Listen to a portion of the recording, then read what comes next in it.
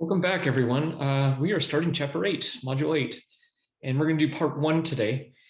Now, I want to introduce hypothesis testing. So everything's kind of been building up for the past couple of chapters for this. So chapter 8 is a really important one and a key part to the intro to statistics. So basically what we're going to do is we're going to come up with a problem, something that we don't know the answer to. We're going to test that problem.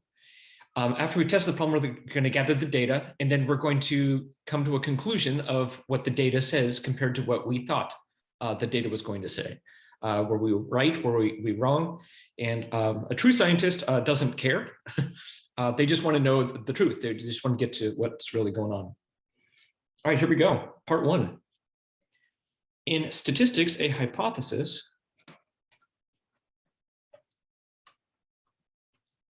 is a claim or a statement about a property of a population. Typically, when we say a property of a population, once again, it's usually mean, proportion, and standard deviation.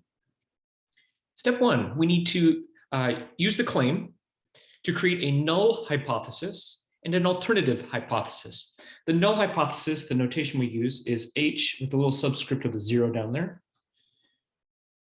And for the alternative hypothesis, we use H with a little subscript I.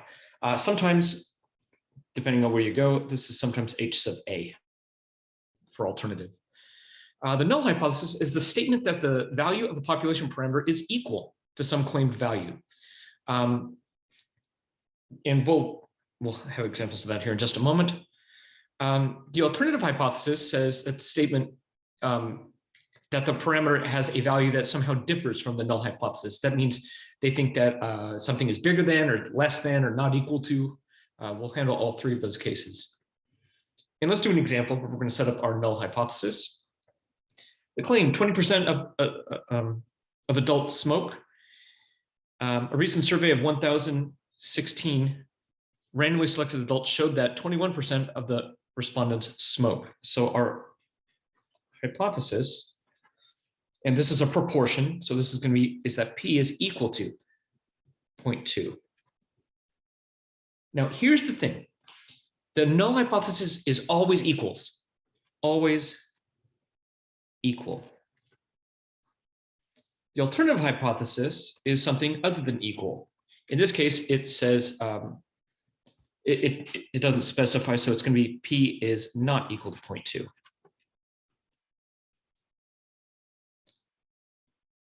So there's our null hypothesis and alternative hypothesis. Claim the proportion of baby girls is greater than 0.5, meaning more than 50%. The latest actual results show that among 945 babies born to couples, 879 were girls. This is obviously made up data, but let's do it anyway. The null hypothesis is that the proportion, P again, is equal to 0.5. The alternative hypothesis is that it says greater than, P is greater than 0.5. Not too bad, hopefully. Step 2, select a significance level alpha. In a real experiment, you get to pick your alpha, which you should do before you start your experiment. Typically, alpha is going to be 10%, 5%, or 1%. These are your 3 typical ones. We may run into some other ones other than that, but this is typical. The most typical one is the 0.05. And we've been talking about 5%. Smaller than 5% is unusual, right? We mentioned that in other videos. All right, moving on. Next up, we need to find the value of the test statistic.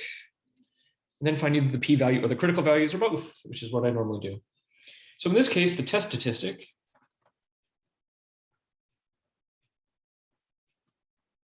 which I will more often than not just call TS, is a value used in making a decision about the null hypothesis. View the null hypothesis as though that's the assumed truth. We're assuming that it's equal. And then the claim is going to be, hey, no, it's not. It somehow differs.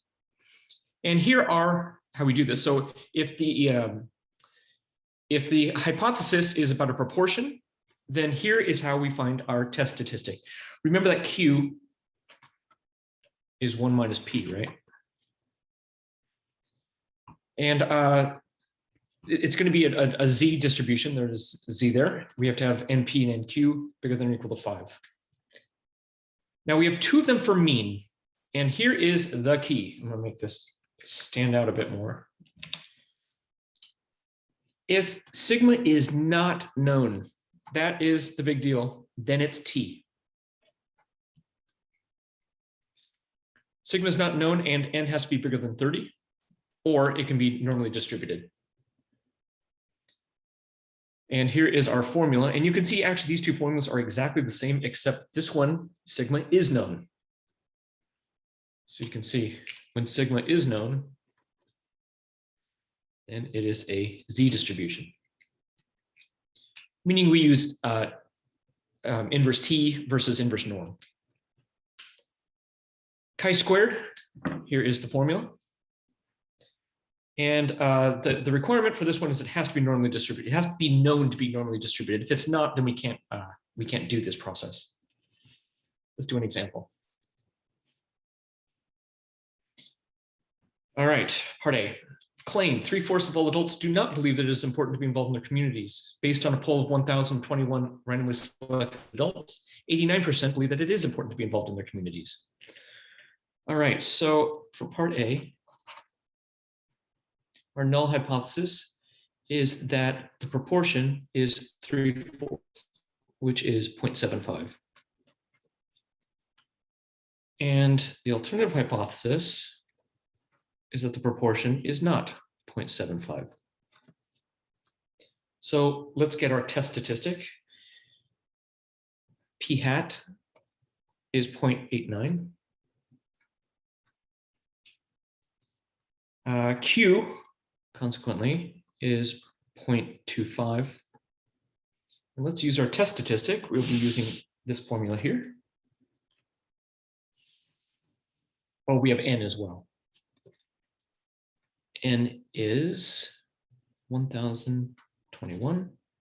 So Z in this case is going to be P hat, which is 0.89, minus P, which is here, 0.75, divided by the square root of PQ, so that's 0.75 times 0.25 over N, which is 1021. Get our calculators. And I'm going to go 0.89 minus 0.75 divided by the square root of, and be careful with your calculator, you may need to use extra parentheses and things like that to do what I'm about to do. 0.75 times 0.25 divided by 1021. There we are.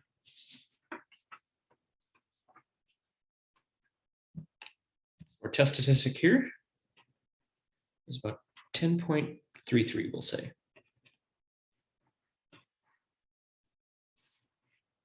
All right, part B. Claim. For female adults, the standard deviation of their white blood cell counts is not equal to 5. The random sample of 40 adult females have white blood cell counts with standard deviation of 2.28. All right, so our null hypothesis in this case is that the standard deviation is equal to 8. Remember, it's always equal to. The alternative hypothesis is that standard deviation is not equal to 8. All right, so we have N as 40. We have sample standard deviation of 2.28. And we will be using this formula right here. It's about the standard deviation. So chi squared equals N minus 1 times S squared over sigma squared, which is N minus 1 is 39. S is 2.28 squared divided by 8 squared. Let's see what we get. 39 times 2.28 squared divided by 64. There we are. So our chi-squared test statistic in this case is 3.168.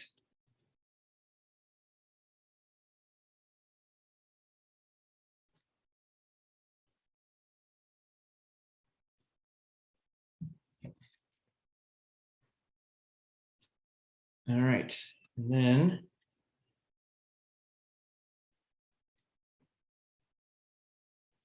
oh, this should be 5. I was looking here. This should be a 5 here. 5 squared. This should be. So let's do it again. 39 times 2.28 squared divided by 25. There we go. So this is 8.1095. Sorry, test statistic. And lastly, for adult females, the mean of their white blood cell counts is not equal to 8. So this is null hypothesis. This is the mean is 8. Alternative that it's not equal to 8. Not equal to 8. A random sample of 40 adults. So in this case, n equals 40.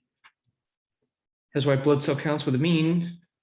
So this is X bar 7.15 and S is 2.28. And they explicitly say, they make it very clear that the population standard deviation is not known.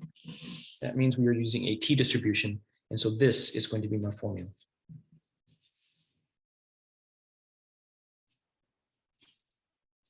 All right, so t is going to be X bar minus mu over S divided by root n.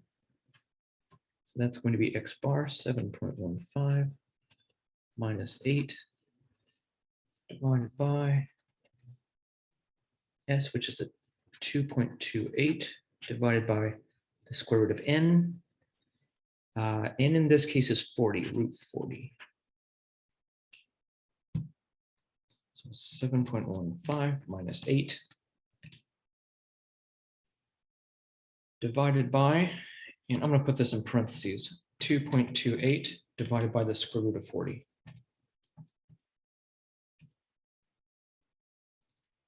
And that gives us a test statistic, t, about negative 2.3578.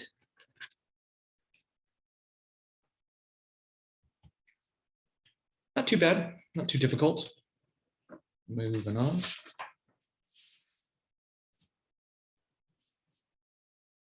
Now, the test statistic alone does not give us enough information to make a decision about the claim being tested. For that decision, we can use either the p-value or the critical value.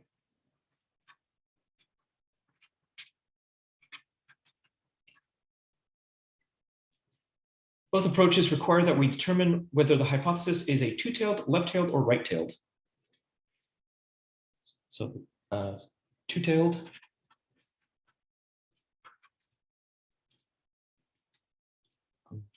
left-tailed,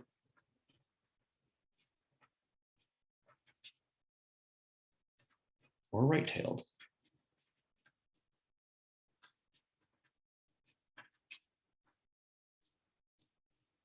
All right.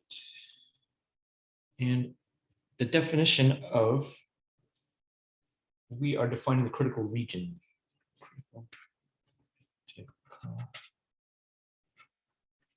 Region. And this is determined by the alpha, whatever alpha we've chosen or was given to us in the problem. The critical region is the area corresponding to all values of the test statistic that cause us to reject the null hypothesis. And that will make more sense when we get all the way through. Two-tailed test. The critical region is in two extreme regions, the tails under the curve. We're going to use this when the alternative hypothesis is a not equal to.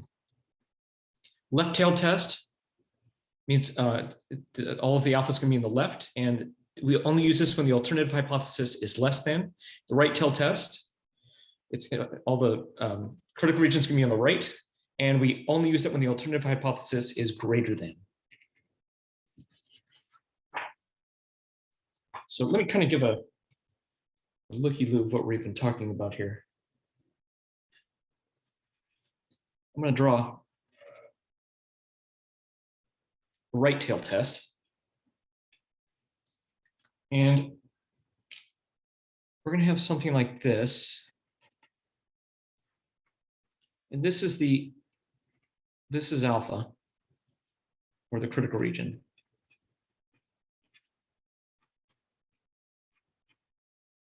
And what happens is when we run the test statistic, and by the way, this here, right here is called the critical value. Critical value, whatever that z is, or chi-squared, as we're doing this, or t. Now the other side of this is, so this is the pre-done ahead alpha that we're even talking about. And what happens is we run a test, we get a test statistic, and if it's over here, that tells us something. If it's in the critical region, that tells us something else. But it generates, so let's say the test statistic is out here, it doesn't have to be. It generates this area that goes all the way down like this, and all this area is called the p-value. So the blue has everything to do with the experiment that's been run, the data that's been gathered. The alpha is set ahead. All right, example 3. Use the given statement to find the p-values. All right. Part A. So we have a test statistic of 2. And when testing the claim that p is bigger than or equal, or is bigger than there. So let's write down the alternative hypothesis. P is equal to 0.5. P is bigger than 0.5. Now, when we draw this,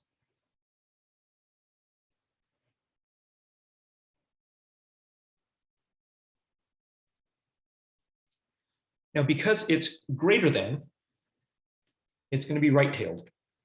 That's a 0. So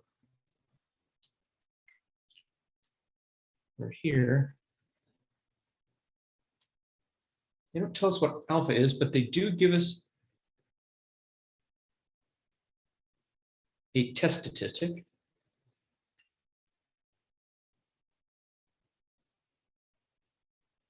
And we're going to have that.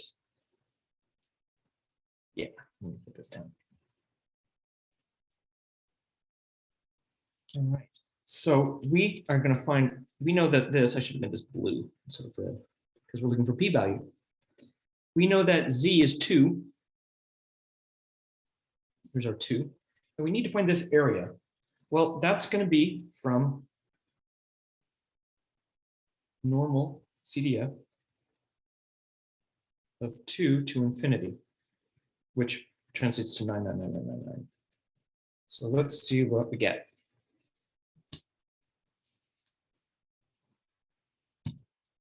All right, so we are going to distributions, normal CDF, 2, and then a big number.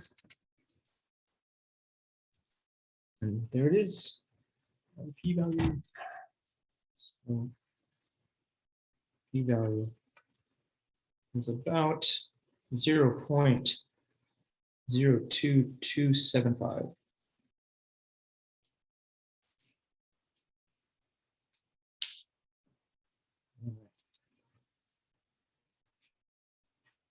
B. So our null hypothesis we know is going to be p equals 0.6 here. P is less than 0.6. So we know this is going to be a left tail.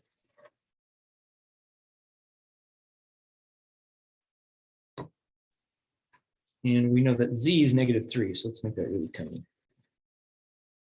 -3. P-value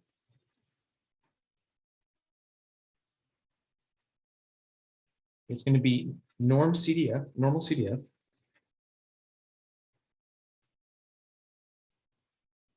-99999 to -3. All right, here we go. -999, -3.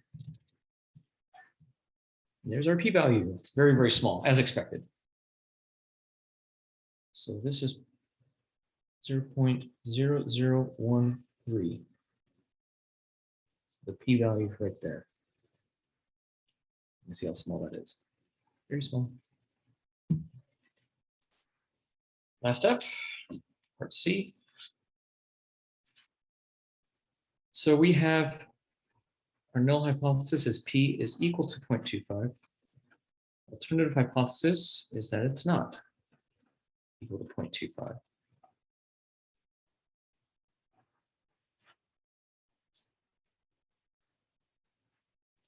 And because it's not equal to, we are splitting this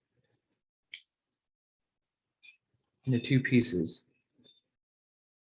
It says that z is -1.23. That makes this positive 1.23, which makes each of these half the p-value.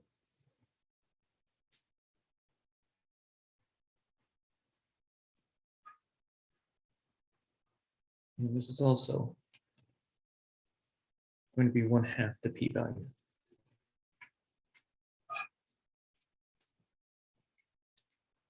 And the nice thing is we only need to find one of them and then we just double it. So I'm going to do this one here. So normal CDF, negative, gotta go into it, there we go, -999, that's fine, -1.23. Okay, that's half of it. So we have to double that. So 1/2 p-value is about 0.1093, which makes our p-value twice that. So I'm just going to go ×2. There it is.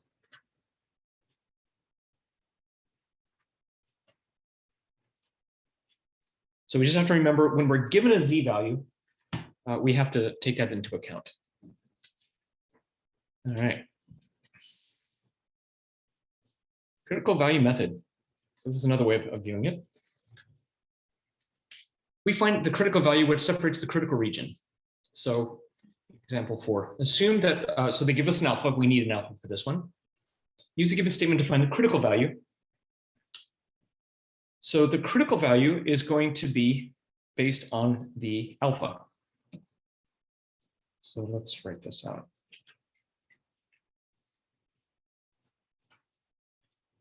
So we have the null hypothesis is p equals 0.5. And alternative hypothesis is that p is bigger than 0.5. So this is going to be a left tail.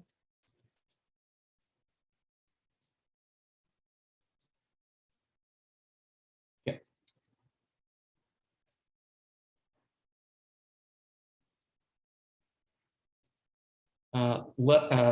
It's greater than, so it's right tail, pardon me. And they give us our alpha.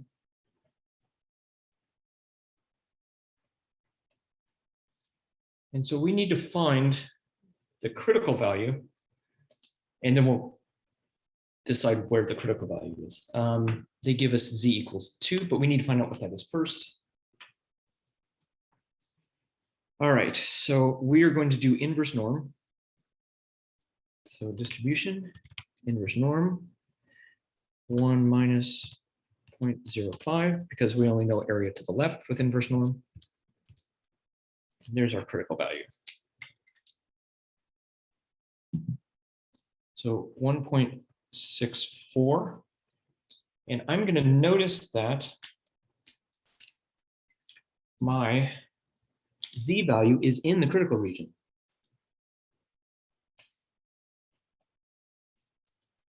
We don't know what that means yet, but it definitely has meaning.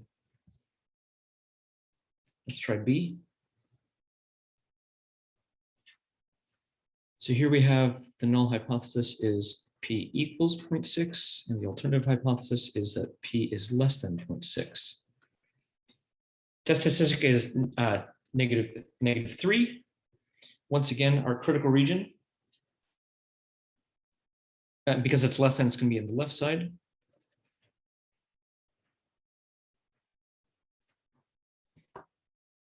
And very nicely, our alpha is here.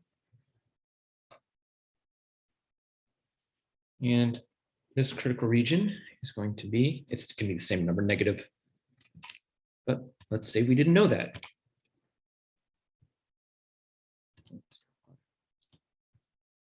You can see it's the exact same number, but it's negative 1.64. And once again, Z is in the region. So this is negative 3. And for the last part, C, once again, the null hypothesis, P equals 0.25. Alternative hypothesis, P is not equal to 0.25. This means 2 tail.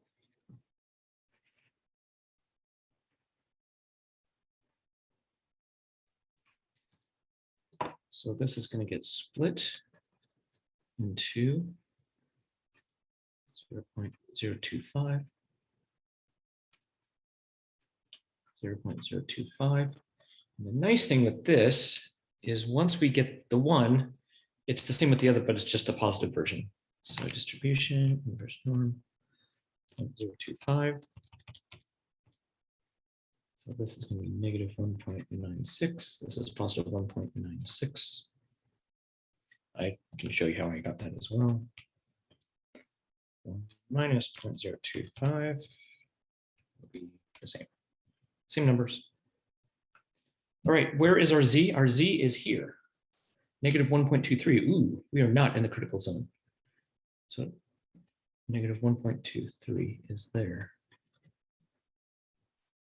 And again, we don't know what that means yet, but we will. All right, step 4, make a decision.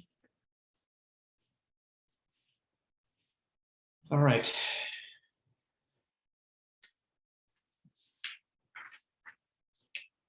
We are going to reject the null hypothesis, or we're going to fail to reject.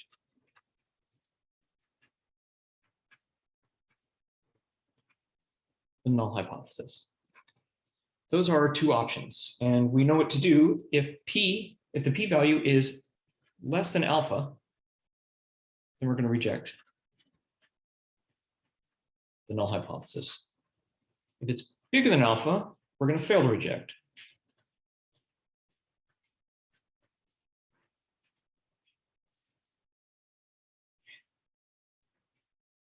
Now, if we use the critical value method instead, this is if we use the p-value method, critical value method, here, if the test statistic is in the critical region, we're going to reject the null hypothesis. If it's not in the critical region, then we're going to fail to reject the null hypothesis. And lastly, we're going to do our wording here. Meaning we're not going to come to some sort of a conclusion about what we've just done. Step 5, wording on the conclusion. If the claim is the alternative hypothesis, the keyword is support. If we reject the null hypothesis, we say there is sufficient evidence to support the claim that, and then you write out what the claim is. If we say reject the null hypothesis, fail to reject the null hypothesis, pardon me, then we say there is not sufficient evidence to support the claim that, and then whatever the claim is, you write that out. Let's practice. All right. So alpha is 0.05 for this example, and we're going to state a conclusion that addressed the original claim. So for the first one, part A, alpha, or the p-value in this case is 0.001, which is way less than our alpha, which is 0.05. So we can come, I don't need to go that high. We can see the p-value is less than alpha. So in this case, we're going to reject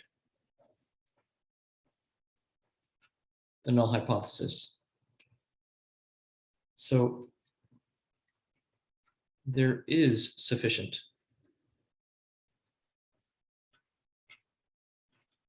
evidence to support claim that the percent of M&Ms is greater than 5%. Percent of M&Ms is bigger than 5%. And you do need to write it out like this. Part B, they say that the p-value, in this case is 0.0614, in this case is bigger than our alpha, 0.05. So we're going to fail to reject the null hypothesis. So there is not sufficient evidence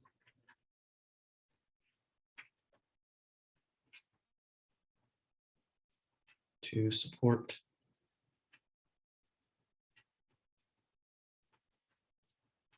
the claim that women's heights are not.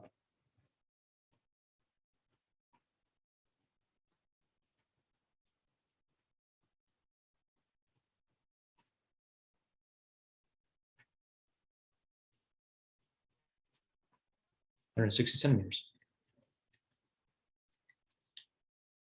All right. And in the rest of the lessons is putting all of this into practice. So once we put it all together, it's going to make a little bit more sense. Each pieced out like this, not as much. The last thing are, there's going to be inherent errors. There's just no way to not do it. I want you to picture in a courtroom, there are two errors that could be made. One of them is that the person is guilty and they're let go. The other one is the person is innocent, but they're found guilty. So those are two different types of errors. And so a type 1 error is rejecting the null hypothesis when we should not have. That's called an alpha error or type 1 error. Type 2 error, failing to reject the null hypothesis when you should have. And we call that beta. All right. Next sections are a lot of fun.